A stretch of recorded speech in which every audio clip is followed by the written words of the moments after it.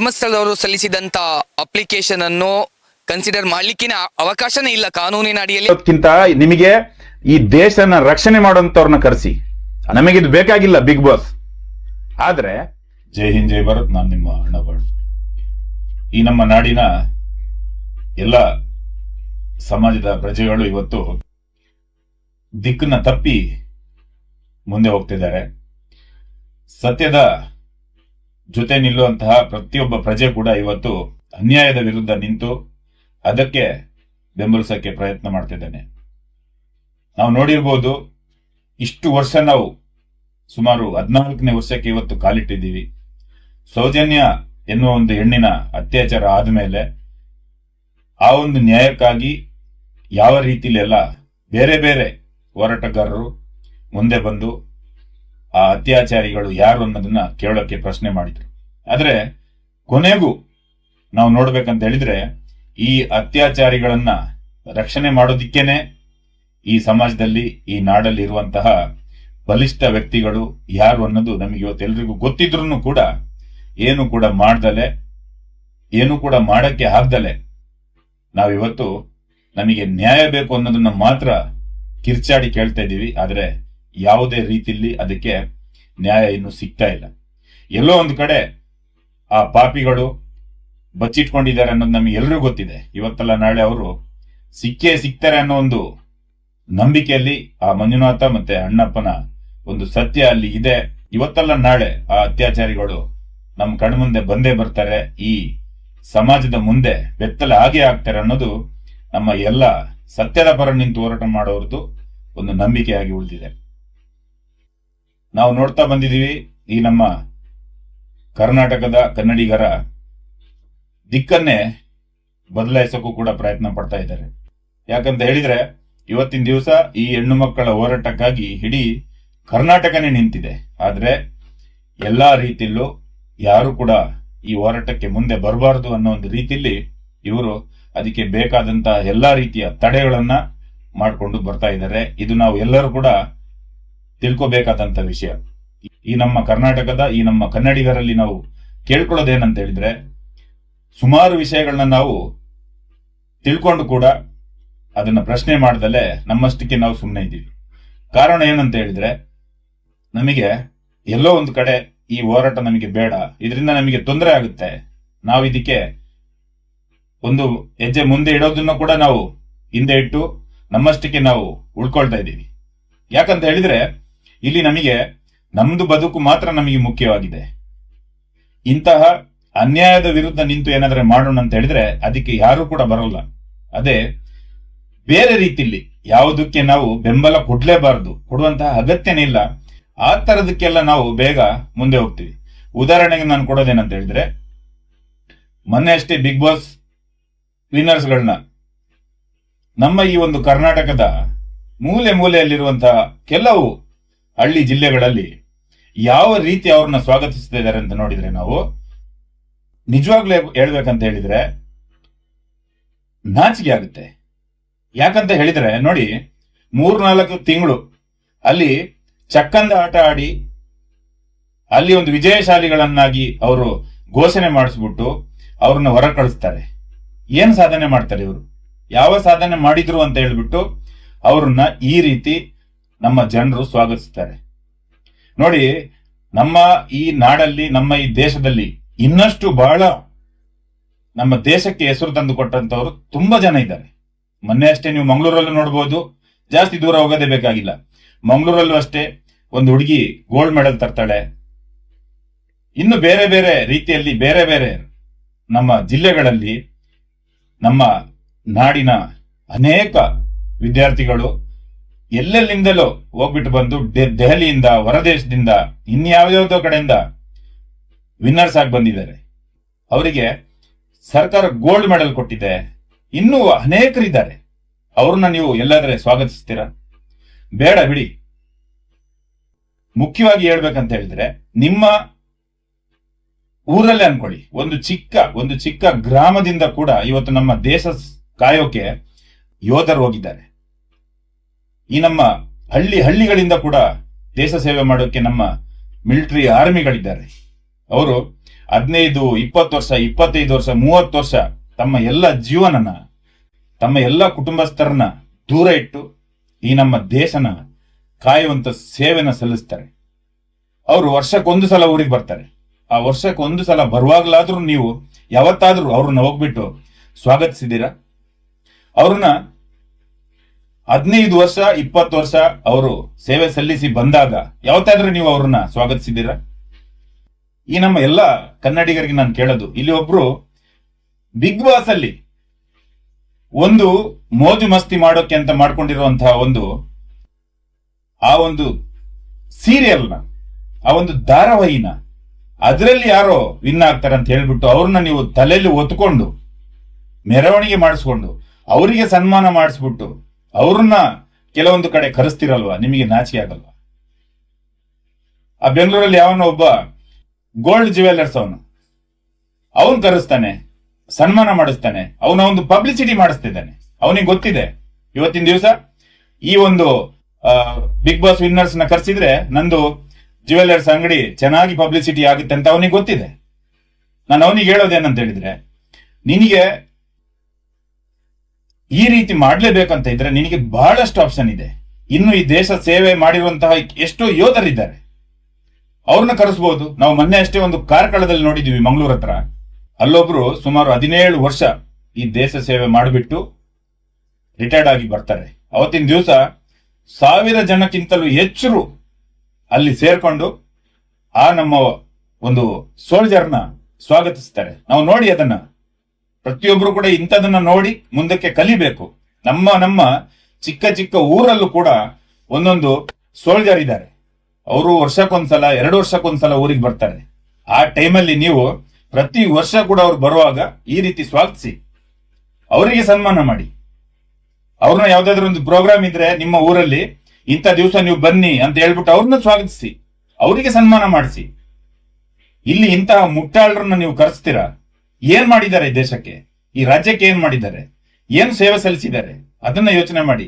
ಒಂದು ಧಾರಾವಾಹಿ 2-3 ತಿಂಗಳು ನಡೆಯುವಂತ ಒಂದು ಎಪಿಸೋಡ್ನ ಅದರಲ್ಲಿ ಅವ್ರು ವಿನ್ನರ್ಸ್ ಅಂತ ಹೊರಗೆ ಬರ್ತಾರೆ. ಅದ್ರ ಮೇಲೆ ನೀವು ಏನ್ ತೋರಿಸ್ತಿದ್ದೀರಾ? ಸಮಾಜಕ್ಕೆ ಏನ್ ಕಲಿಸ್ತಾ ಇದ್ದಾರೆ ಅವರು? ಏನಾದ್ರೆ ದೇಶಕ್ಕೆ ಒಳ್ಳೇದಾಗುವಂತದನ್ನ ಏನಾದ್ರೆ ಅವ್ರು ಮಾಡಿ ಹೊರಗೆ ಬರ್ತಾ ಇದಾರ? ಇಲ್ಲ. ಇಲ್ಲಿ ಇದೇ ಆಗ್ತಿರೋದು. ನ್ಯಾಯದ ಪರ ಹೆಣ್ಣು ಮಕ್ಕಳಿಗೆ ನ್ಯಾಯ ಕೊಡಿಸ್ಬೇಕು, ಹೆಣ್ಣು ಮಕ್ಕಳನ್ನ ಅತ್ಯಾಚಾರ ಮಾಡಿದ್ದಾರೆ, ಅದ್ರ ಪರವಾಗಿ ನಿಲ್ಲಬೇಕು ಅಂತ ಹೇಳಿದಾಗ ನೀವು ಯಾರು ಮುಂದೆ ಬರಲ್ಲ. ಇಂಥ ವಿಚಾರದಲ್ಲಿ ಮುಂದೆ ಹೋಗಿ ನಿಲ್ತೀರಾ? ನಾನು ಅದಕ್ಕಷ್ಟೇ ಉದಾಹರಣೆ ಕೊಟ್ಟಿದ್ದು. ನಮಗೇನು ಇದರಿಂದ ಏನು ಸಮಸ್ಯೆ ಇಲ್ಲ, ಬಿಗ್ ಬಾಸ್ ಇಂದ ನೀವು ಏನ್ ಬೇಕಾದ್ರೆ ಮಾಡ್ಕೊಳ್ಳಿ. ಆದ್ರೆ ಇಲ್ಲಿ ನಾವು ನೋಡಿರ್ಬೋದು, ಇದೇ ಧರ್ಮಸ್ಥಳದಲ್ಲಿ ಎಷ್ಟು ಹುಡುಗಿರ್ನ ಅತ್ಯಾಚಾರ ಮಾಡಿಸಿದ್ದಾರೆ, ಎಷ್ಟು ಹುಡುಗಿರ್ನ ಅತ್ಯಾಚಾರ ಮಾಡಿಸಿದ್ದಾರೆ. ಹಾಗಾದ್ರೆ ಅತ್ಯಾಚಾರಿಗಳು ಯಾರು? ಅದಕ್ಕೆ ನಾವು ಒಟ್ಟು ಕೂಡಬೇಕು, ಅದಕ್ಕೆ ನಾವು ಪ್ರಶ್ನೆ ಮಾಡಬೇಕು. ಆ ಕೊಂದವರು ಯಾರು ಅನ್ನೋದನ್ನ ನಾವು ಕೇಳಬೇಕು. ಸುಮ್ನೆ ಇಲ್ದಿದ್ದಕ್ಕೆಲ್ಲ ಹೋಗ್ಬಿಟ್ಟು ನಾವು ಈ ರೀತಿ ಏನು ಮಾಡದಲೆ, ಏನಿದೆ ಅದರಲ್ಲಿ? ಅವ್ರು ಏನ್ ಮಾಡಿದ್ದಾರೆ? ಏನ್ ಕೊಟ್ರು ಈ ರಾಜ್ಯಕ್ಕೆ? ಏನ್ ಪ್ರಶಸ್ತಿ ತಗೊಂಡು ಬಂದ್ರ? ಅಲ್ಲ, ಈ ಸಮಾಜಕ್ಕೆ ಏನಾದ್ರೂ ಒಂದು ಒಳ್ಳೆ ಸಂದೇಶ ಕೊಡುವಂತದನ್ನ ಏನಾದ್ರೂ ಮಾಡಿದ್ರ? ಇಲ್ಲ ಅಲ್ವಾ? ಇಂಥ ಒಂದು ಗುಜಿವಿ ಬಿಗ್ ಬಾಸ್. ಏನಿದು ಬಿಗ್ ಬಾಸ್ ಅಂದ್ರೆ? ಏನ್ ನಡೆಯುತ್ತೆ ಅಲ್ಲಿ? ಕಾಮದಾಟ ನಡೆಯುತ್ತೆ, ಇವ್ರದಲ್ಲಿ ಚಕ್ಕಂದ ನಡೀತಾ ಇರುತ್ತೆ. ಇವ್ರಿಗೆಲ್ಲ ಗೊತ್ತಿರುತ್ತೆ. ಅಲ್ಲಿ CCTV ಕ್ಯಾಮೆರಾ ಇಟ್ಟಿದ್ದಾರೆ, ಅದಿಟ್ಟಿದ್ದಾರೆ, ಇದಿಟ್ಟಿದ್ದಾರೆ ಅಂತ ಎಲ್ಲ ಗೊತ್ತಿರುತ್ತೆ. ಎಲ್ಲ ನಾಟಕ. ಅಲ್ಲಿ ಹೇಳ್ಕೊಟ್ಟಿದ್ದನ್ನೇ ಅವ್ರು ಮಾಡ್ತಾರೆ. ನೋಡೋರಿಗೆ ಒಂದು ಚಂದ, ಅಷ್ಟು ಬಿಟ್ರೆ ಬೇರೆ ಅದರಿಂದ ಏನು ಉಪಯೋಗ ಆಗಿದೆ ಜನರಿಗೆ? ಈ ರಾಜ್ಯಕ್ಕೆ ಏನಾದ್ರೂ ಉಪಯೋಗ ಆಗಿದೆಯಾ? ಈ ಕರ್ನಾಟಕ ರಾಜ್ಯದ ಮುಖ್ಯಮಂತ್ರಿ ಕೂಡ ಹೋಗ್ಬಿಟ್ಟು ಅವ್ರನ್ನ ಸ್ವಾಗತಿಸ್ತಾರೆ. ಎಲ್ಲಿಗೆ ಹೋಗಿದೆ? ಏನಾಗಿದೆ? ಅದೇ ಒಬ್ಬ ಗೋಲ್ಡ್ ಮೆಡಲ್ ತಗೊಂಡು ಬಂದ್ರೆ ರಾಜ್ಯದ ಮುಖ್ಯಮಂತ್ರಿಗೂ ಗೊತ್ತಿರಲ್ಲ, ಗೃಹ ಮಂತ್ರಿಗೂ ಗೊತ್ತಿರಲ್ಲ. ಯಾರು ಏನ್ ಮಾಡಿದ್ರು ನಮ್ಮ ರಾಜ್ಯಕ್ಕೆ, ನಮ್ಮ ದೇಶಕ್ಕೆ ಅಂತಂದ್ರು ಪ್ರಶಸ್ತಿ, ಅದು ಇವರಿಗೆ ಗೊತ್ತೇ ಇರಲ್ಲ. ಆದ್ರೆ ಇಲ್ಲಿ ಇವರ ಪ್ರಚಾರಕ್ಕೋಸ್ಕರ ಇಂಥ ವಿಚಾರಕ್ಕೆ ಹೋಗ್ಬಿಡ್ತಾರೆ. ಇಲ್ಲಿ ಹೆಣ್ಣು ಮಕ್ಕಳನ್ನ ಇಷ್ಟು ಜನರನ್ನ ಅತ್ಯಾಚಾರ ಮಾಡಿ ಬಿಸಾಕಿದ್ದಾರೆ ಅಂತ ಹೇಳಿದಾಗ ಮುಖ್ಯಮಂತ್ರಿನೂ ಬರಲ್ಲ, ಗೃಹ ಮಂತ್ರಿನೂ ಬರಲ್ಲ, ಯಾವುದೇ ಪ್ರಧಾನ ಮಂತ್ರಿನೂ ಕೂಡ ಅಲ್ಲಿಗೆ ಬರಲ್ಲ. ಇಂಥ ವಿಚಾರಕ್ಕೆ ಬೇಗ ಬಂದು ನಿಂತ್ಕೊಳ್ತಾರೆ. ನಾಚಿಕೆ ಆಗ್ಬೇಕು ತಾನೆ ಈ ರಾಜಕಾರಣಿಗಳಿಗೆ. ಯಾಕೆ ಇಷ್ಟು ದಿವಸ ಆಗಿದೆ, ಇಷ್ಟು ದಿವಸದಿಂದ ಅಲ್ಲಿ ಅದೆಷ್ಟೋ ಬೇರೆ ಡೆಡ್ ಬಾಡಿಗಳು ಸಿಕ್ಕಿದೆ ಧರ್ಮಸ್ಥಳದಲ್ಲಿ. ಇಷ್ಟು ದಿವಸ ಆದ್ರೂ ಎಲ್ಲಿ ಆದ್ರೆ ಅವರು ರಿಪೋರ್ಟ್ ಕೊಡ್ತಾ ಇದ್ದಾರಾ, ತಿಳಿಸ್ತಾ ಇದ್ದಾರಾ ಅಲ್ಲಿ ಏನಾಗಿದೆ ಅನ್ನೋದನ್ನ? ಇಲ್ಲ, ಅವರಷ್ಟಿಗೆ ಅವರಿದ್ದಾರೆ. ಇದನ್ನೆಲ್ಲ ಕೇಳೋದು ಯಾರು? ನಾವು ಮೂರ್ಖರಾಗಿದ್ದೀವಿ. ನಮ್ಮನ್ನ ನಾವು ಪ್ರಶ್ನೆ ಮಾಡ್ಕೋಬೇಕಾಗಿದೆ. ನಾವು ಯಾವ ದೇಶದಲ್ಲಿ ಇದ್ದೀವಿ ಅಂತ ನಮಗೆ ನಾಚಿಕೆ ಆಗ್ತದೆ. ಇಂಥ ಒಂದು ಪರಿಸ್ಥಿತಿ ನಡೀತಾ ಇರುವಾಗ ಇಂಥ ಒಂದು ಪರಿಸ್ಥಿತಿಲಿ ಇಲ್ಲಿ ಹೋರಾಟ ನಡೀತಾ ಇದೆ. ಇದಕ್ಕೆ ನ್ಯಾಯ ಕೊಡಿಸ್ಬೇಕು ಅನ್ನೋದಿಕ್ಕೆ ಇಷ್ಟು ದೊಡ್ಡ ಮಟ್ಟದಲ್ಲಿ ಹೋರಾಟ ನಡೀತಾ ಇದೆ. ಈ ಹೋರಾಟದಲ್ಲಿ ಏನಾದ್ರೆ ಈ ನಮ್ಮ ದೇವಸ್ಥಾನಕ್ಕೆ ಕೆಟ್ಟ ಹೆಸರು ತರಬೇಕು ಅನ್ನೋದು ಎಲ್ಲಾದ್ರೆ ನಡೀತಾ ಇದ್ರೆ ಇಡೀ ಕರ್ನಾಟಕದ ರಾಜ್ಯದ ಜನರು ಎದ್ದು ಬಂದು ಕೇಳಬಹುದು. ನಾವು ಕೇಳೋದಿಷ್ಟೇ, ಸೌಜನ್ಯದ ಅತ್ಯಾಚಾರ ಆದಂತಹ 15 ದಿವಸದ ಹಿಂದೆ ಇದೇ ಧರ್ಮಸ್ಥಳದಲ್ಲಿ ಡಬಲ್ ಮರ್ಡರ್ ಆಗಿರುತ್ತೆ. ಒಂದು ಮನೆಯಲ್ಲಿ ಇಬ್ರ ಮೇಲೆ ಕಲ್ಲನ್ನ ಎತ್ತಾಕ್ಬಿಟ್ಟು ಕೊಂದಾಕಿರ್ತಾರೆ. ಸಿಂಪಲ್ ಆಗಿ ನಾವು ಕೇಳ್ತಾರೋ ಪ್ರಶ್ನೆಗೆ ಉತ್ತರ ನಿಮ್ಮ ಹತ್ರ ಇದ್ರೆ ಹೇಳಿ. ತಲೆ ಮೇಲೆ ಕಲ್ಲು ಎತ್ತಾಕ್ಬಿಟ್ಟು ಸಾಯಿಸಿರ್ತಾರೆ. ಆವಾಗ ಆ ಕೊಲೆ ಮಾಡಿದವನು ಯಾರು ಅಂತ ಆರೋಪಿ ಸ್ಥಾನದಲ್ಲಿ ಸಂತೋಷ್ ರಾವ್ ಹೆಸರನ್ನ ಹಾಕಿರ್ತಾರೆ. ಅದ್ರ ಮೇಲೆ 15 ದಿವಸ ಆದ ನಂತರ ಸೌಜನ್ಯದ ಅತ್ಯಾಚಾರ ಆಗುತ್ತೆ. ನೋಡಿ, ಯಾವಾಗ ಒಂದು ಊರಲ್ಲಿ, ಅದು ಕೂಡ ಒಂದು ಹೆಸರಾಂತ ಧರ್ಮಸ್ಥಳ ಹೇಳುವಂತಹ ಒಂದು ಊರಲ್ಲಿ ಡಬಲ್ ಮರ್ಡರ್ ಆಗಿರುತ್ತೆ. ಆ ಡಬಲ್ ಮರ್ಡರ್ ಆದ ಸಮಯದಲ್ಲಿ ಸಂತೋಷ್ ರಾವ್ನ ಅದಕ್ಕೆ ಆರೋಪಿ ಮಾಡಿರ್ತಾರೆ. ಅದಾದ್ಮೇಲೆ ಅವನನ್ನ ಹೆಂಗೆ ಹೊರಗೆ ಬಿಟ್ಟಿರ್ತಾರೆ. ಪುನಃ 12-15 ದಿವಸ ಆದ ನಂತರ ಸೌಜನ್ಯ ಹೇಳೋದು ಅತ್ಯಾಚಾರ ಆಗುತ್ತೆ. ಆವಾಗ ಅಲ್ಲಿ ಸಂತೋಷ್ ರಾವ್ನೇ ಫಿಟ್ ಮಾಡ್ತಾರೆ. ಹಾಗಾದ್ರೆ ಇದರಿಂದ ನಡೆದಿರುವಂತಹ ಘಟನೆಗಳು, ಇದರಿಂದ ಯಾರ್ದು ಕೈವಾಡ ಇದೆ, ಇದು ನಿಮಗೆ ಅರ್ಥ ಆಗುತ್ತೆ ತಾನೆ? ಇದಕ್ಕೆ ನೀವು ಪ್ರಶ್ನೆ ಮಾಡ್ಬೋದಲ್ವಾ? ಎಲ್ಲರನ್ನ ನಾನು ಕೇಳೋದು, ಇಡೀ ಕನ್ನಡಿಗರನ್ನ ಕೇಳೋದು, ಯಾಕೆ ನೀವು ನಿಮ್ ಬಾಯಿನ ಮುಚ್ಚಿಟ್ಕೊಂಡಿದ್ದೀರಾ? 10-12 ದಿವಸದ ಹಿಂದೆ ಡಬಲ್ ಮರ್ಡರ್ ಆಗಿರುವಂತ ಊರಲ್ಲಿ ಸೌಜನ್ಯ ಅನ್ನೋ ಒಂದು ಹೆಣ್ಣುಮಗಳನ್ನ ಅತ್ಯಾಚಾರ ಮಾಡಿ ಗ್ಯಾಂಗ್ ರೇಪ್ ಮಾಡಿ ಬಿಸಾಕ್ತಾರೆ. ಅಲ್ಲೂ ಕೂಡ ಸಂತೋಷ್ ರಾವ್ನೇ ಹೆಸರು ಫಿಟ್ ಮಾಡ್ತಾರೆ ಅನ್ನೋದಾದ್ರೆ, ಡಬಲ್ ಮರ್ಡರ್ ಆದಾಗ ಇವನನ್ನಲ್ಲಿ ಆರೋಪಿ ಮಾಡಿರ್ತಾರೆ. ಹಾಗಾದ್ರೆ ಅವನನ್ನ ಹೊರಗಡೆ ಹೆಂಗ್ ಬಿಟ್ಟಿದ್ರು? ಹೊರಗಡೆ ಹೆಂಗ್ ಬಿಟ್ಟಿರ್ತಾರೆ? ಅವನು ಸಂತೋಷ್ ರಾವ್ನ ಹೆಂಗ್ ಹೊರಗಡೆ ಬಿಟ್ಟಿರ್ತಾರೆ? ಅದಾದ್ಮೇಲೆ 10 ವರ್ಷ ಅವನ್ನ ಜೈಲಿಗೆ ಹಾಕಿಸ್ತಾರೆ. ಅಲ್ಲಿ ಕೂಡ ಅವನು ನಿರಪರಾಧಿ ಅಂತ ಹೊರಗೆ ಬರ್ತಾನೆ. ಯಾಕೆ? ಇಷ್ಟೇ ಸಾಕಲ್ವಾ ನಮಗೆ? ಇವ್ರ ಹತ್ರ ಪ್ರಶ್ನೆ ಕೇಳೋಕೆ ಇಷ್ಟೇ ಪ್ರಶ್ನೆ ಸಾಕು. ಇದಕ್ಕೆ ಅವ್ರು ಉತ್ತರ ಕೊಡ್ಲಿ. ಇದಾದ ಮೇಲೆ ಅದೆಷ್ಟೋ ವಿಚಾರಗಳು ಬರುತ್ತೆ, ಎಷ್ಟೋ ಸತ್ಯಗಳು ಹೊರಗೆ ಬರುತ್ತೆ. ಎಲ್ಲದನ್ನ ಮುಚ್ಚಾಕ್ಸೋಕ್ ನೋಡ್ತಾ ಇದ್ದಾರಲ್ವಾ? ಅಮೆರಿಕ ಹೋದಂತವನು ನಿಶ್ಚಿಲ್ ಜೈನ ಬೇರೆನೆ ಅನ್ನೋದಕ್ಕೂ ಕೂಡ ಒಬ್ಬ ಸಂದೇಶ ಅನ್ನೋನು ಮುಂದೆ ಬರ್ತಾನೆ. ಅವಾಗ ಅದಕ್ಕೂ ತಡೆ ತರ್ತಾರೆ. ಯಾಕೆ? ನಿಶ್ಚಿಲ್ ಜೈನ ಅನ್ನೋನು ಹೋಗಿರೋದು ಯಾರು ಅನ್ನೋದು ಗೊತ್ತಾಗ್ಲಿ ಅಲ್ವಾ? ಇಡೀ ಸಮಾಜಕ್ಕೆ ಗೊತ್ತಾಗ್ಲಿ ಯಾರು ಅವನು ಅಂತ. ಅತ್ಯಾಚಾರ ಮಾಡಿರೋದು ಅವನೇ ಆಗಿದ್ರೆ ಇವ್ರದ್ದು ಬಂಡವಾಳ ಹೊರಗೆ ಬರುತ್ತೆ ಅಂತ ಹೇಳ್ಬಿಟ್ಟು ಇವ್ರು ಅದಕ್ಕೂ ತಡೆ ತರ್ತಾರೆ. ಈ ಪ್ರಶ್ನೆನ ಈ ಕನ್ನಡಿಗರು ಕೇಳ್ಬೇಕಲ್ವಾ? ಯಾಕೆ ನೀವು ಸುಮ್ಮನೆ ಇದ್ದೀರಾ? ಸತ್ಯದ ಜೊತೆ ನಿಲ್ಲೋಕೆ ನಿಮಗೆ ಯಾರ ಕೈಲೂ ತಾಕತ್ತಿಲ್ಲ. ವಿಷಯ ಇಷ್ಟೇ, ಇಲ್ಲಿ ಇಂತಹ ಕೆಲವೊಂದು ಎಪಿಸೋಡ್, ಟಿವಿಯಲ್ಲಿ ನಡೆಯುವಂತಹ ಕೆಲವೊಂದು ಎಪಿಸೋಡ್ ಅಲ್ಲಿ ವಿನ್ ಆಗಿ ಬರ್ತಾರೆ ಅಂತ ಹೇಳ್ಬಿಟ್ಟು ಅವ್ರನ್ನ ನೀವು ಇಷ್ಟು ದೊಡ್ಡದಾಗಿ ತೋರಿಸ್ತೀರಾ, ಅವ್ರನ್ನ ಸ್ವಾಗತಿಸ್ತೀರಾ, ಇನ್ನು ಕೆಲವು ಕಡೆ ಅವ್ರನ್ನ ಗೆಸ್ಟ್ ಆಗಿ ಕರೆಸ್ತೀರಾ. ನಿಮ್ಗೆಲ್ರಿಗೂ ನಾಚಿಕೆ ಆಗಲ್ವಾ? ನೀವೆಲ್ಲ ಹೊಟ್ಟೆಗೆ ಏನ್ ತಿಂತೀರಾ? ನಿಮ್ಮನೆಲ್ಲೂ ಹೆಣ್ಮಕ್ಳು ಇದಾರಲ್ವಾ? ನೀವು ಹೆಣ್ಣಿನ ಹೊಟ್ಟೆಯಲ್ಲಿ ಹುಟ್ಟಿ ಬಂದಿದ್ದಲ್ವಾ? ಇಂತಹ ವಿಷಯಗಳನ್ನ ನೀವು ಸೀರಿಯಸ್ ಆಗಿ ತಗೊಳ್ಳಲ್ಲ. ಯಾಕಂತ ಹೇಳಿದ್ರೆ ನಿಮ್ಮ ಹತ್ರ ತಾಕತ್ತಿಲ್ಲ, ನಿಮ್ಮ ಹತ್ರ ದಮ್ಮಿಲ್ಲ. ನೀವು ಇಂಥದಕ್ಕೆ ಮಾತ್ರ ಸಹಕರಿಸಬೇಕೇ ವಿನಃ ನೀವು ಬೇರೆ ಯಾವುದಕ್ಕೂ ಮುಂದೆ ಬರೋಕ್ಕೆ ಸಾಧ್ಯನಿಲ್ಲ. ನಿಮ್ಮ ಹತ್ರ ದೇಶ ಸೇವೆ ಮಾಡಿ ಬಂದಂತವ್ರನ್ನ ಬೇಕಾದ್ರೆ ಕರೆದು ಸನ್ಮಾನ ಮಾಡಿ, ಅವ್ರನ್ನ ನೀವು ಏನ್ ಬೇಕಾದ್ರೆ ಮಾಡಿ. ನಾನು ಎಲ್ಲ ಕರ್ನಾಟಕದ ಎಲ್ಲ ಗ್ರಾಮದಿಂದ ಹಿಡಿದು ಸಿಟಿ ಆಗಿರ್ಬೋದು, ಜಿಲ್ಲೆ ಏನೇ ಆಗಿರ್ಬೋದು, ಎಲ್ಲ ಕಡೆಯಿಂದ ನಮ್ಮ ದೇಶ ಸೇವೆ ಮಾಡುವಂತ ಒಂದೊಂದು ಸೋಲ್ಜರ್ ಇದ್ದೇ ಇರ್ತಾರೆ.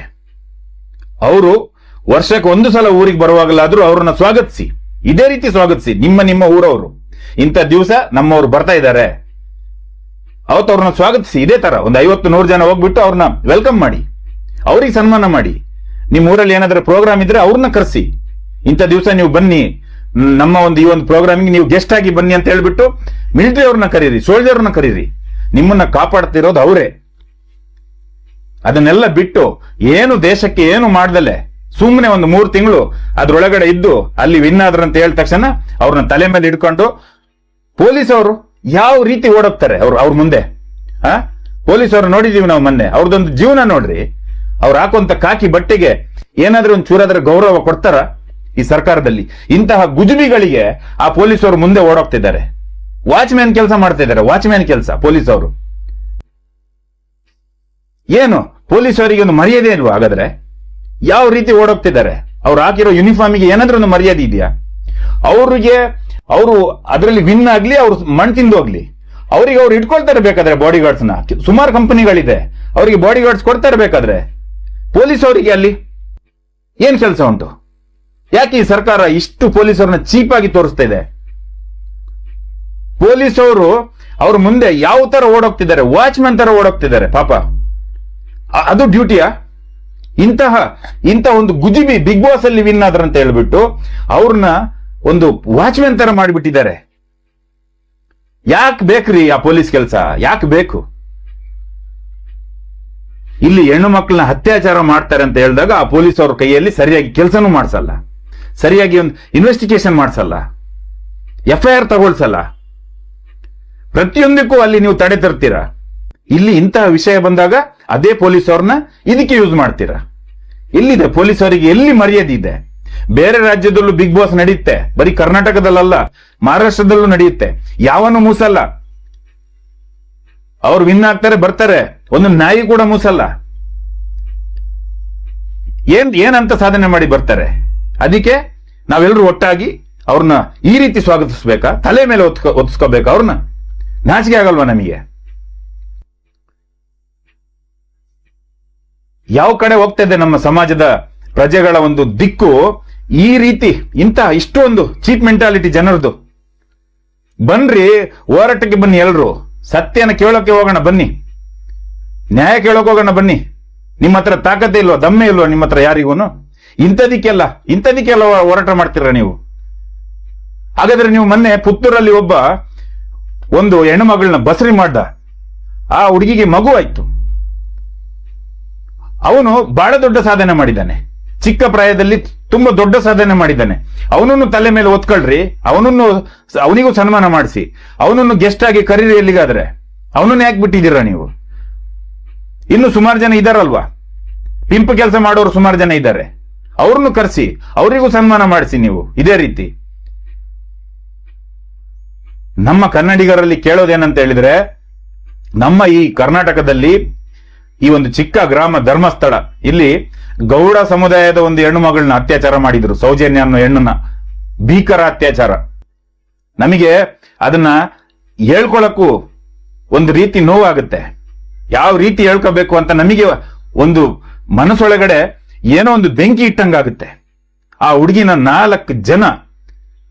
4 ಜನಕ್ಕಿಂತಲೂ ಹೆಚ್ಚು ಗ್ಯಾಂಗ್ ರೇಪ್ ಮಾಡಿದ್ದಾರೆ. ಒಂದು ಗೌಡ ಸಮುದಾಯದ ಒಂದು ಹೆಣ್ಣನ್ನ, ಸೌಜನ್ಯ ಗೌಡನ ಗ್ಯಾಂಗ್ ರೇಪ್ ಮಾಡಿದ್ದಾರೆ.